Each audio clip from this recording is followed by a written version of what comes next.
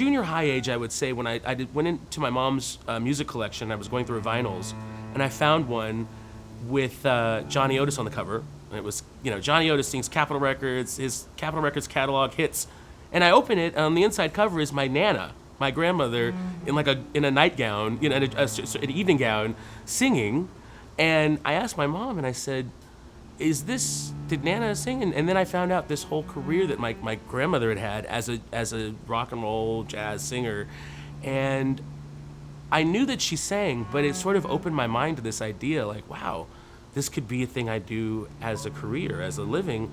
And then I started studying musical theater and taking voice lessons and all those things. And before I knew it, there was no question. Like, it went from being sort of an idea to, this is absolutely what I'm gonna do.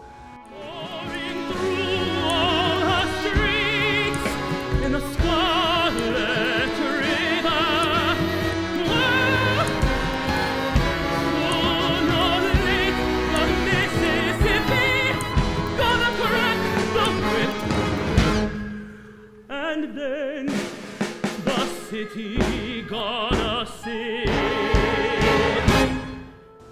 Invisible Cities was definitely one of the first times in my experience as a performer where I had no choice but to have the audience be a part of the performance. I've prepared this performance, this delivery of this role, and I know if I'm in the role, then I know the character reacts and interacts a certain way. And then we got into the station and we saw the way that things were going to go, and the way that the audience was responding was so supportive in a way. You could feel that it was never anything but love. Even when if someone was standing in your way where you were trying to make an entrance, I just turn around. Now this person is part of the performance. They don't know it, but they've now become part of what I'm doing because they're there. And it doesn't make sense to ignore them. It didn't make sense to say, well, okay, this is not what Marco Polo does. Because that's how you find new things. And sometimes some weird interactions or some weird things that happen encourage or inspire the next production. But I think that it makes for a better performer when you really have to be that engaged in what's happening in the piece, and it makes it more organic because things are going to change. Things aren't always going to be the same. Is it Torah? Therefore is the city of his dreams, with one difference: the dreamed of city contained him as a young man.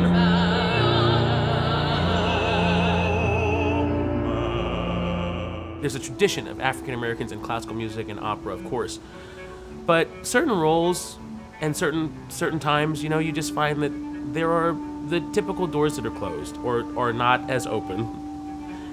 But in contemporary music, particularly, there is a sense of experiment and exploration that includes diversity as part of its sort of core competency. Like, it's part of the whole idea. And I think that contemporary music offers an entry and also a place, a safe haven in a way. If you're willing to be flexible, if you're willing to be open, there are places for a singer who is willing to try something new.